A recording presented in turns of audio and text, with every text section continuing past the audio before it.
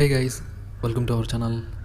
So இந்த இடத்துல பார்த்தீங்கன்னா நான் எதிர்பார்க்கவே இல்லை இந்த மாதிரி லூட் இருக்கும் அப்படின்னு சொல்லிட்டு. ஆனால் அந்த லூட்டில் என்ன பிரச்சனை அப்படின்னா, முன்னாடிலாம் ஏர் ட்ராப் விழுந்துச்சு அப்படின்னா அதோட பேக்கில் நம்ம கவர் எடுத்துக்கலாம். ஆனால் இப்போ இருக்கிற மைனஸ் பாயிண்ட் என்ன அப்படின்னா, அந்த மாதிரி பண்ண முடியாது. ஏன்னா ஃப்ரீசிங் ஃப்ரீசிங் ஏர் ட்ராப் அப்படிங்கிறதுனால அதை பிளாஸ்ட் பண்ணிடும்போது ஈஸியாக பார்த்தீங்கன்னா எனிமி ஷூட் பண்ணி பிளாஸ்ட் பண்ணிடுவாங்க. ஸோ நம்மளால் கவர் பண்ண முடியாது.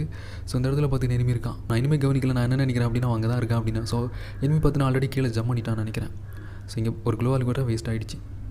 நான் ஓகே தான். ஸோ இங்கே பார்த்தீங்கன்னா உங்களுக்கு தெரியும் எனிமி பார்த்தீங்கன்னா கீழே ஜம்ப் பண்ணி ஓடிட்டுருக்கான் போல். ஸோ நம்ம டீமெட்டில் ஒரு நாக் டவுன், ஆப்போசிட் டீம்லேயும் பார்த்தீங்கன்னா ஒன்று நாக் டவுன், ஒருத்தனை ரிவைவ் பண்ணிட்டாங்கன்னு நினைக்கிறேன். ஸோ இப்போ பார்த்தீங்கன்னா இங்கே ஒரு ஹெட்டு விழுக்கும் பாருங்கள். சம இல்லை க்ரோஸா. ஆனால் அந்த மேட்ச்சில் எனக்கு க்ரோஸாவோட அந்த M14 தேர்ட் லெவல் இருக்கும்ல, அப்கிரேட் பண்ணுற மாதிரி, அதுதான் பயங்கரமாக இருக்கும். அதில் தான் மோஸ்ட்லி அதிகமான ஹெட் ஷாட் எடுத்திருக்கேன். தேர்டு லெவலில் அதிகமான அந்த ரேட் ஆஃப் ஃபயர் இருக்கும்னு நினைக்கிறேன்.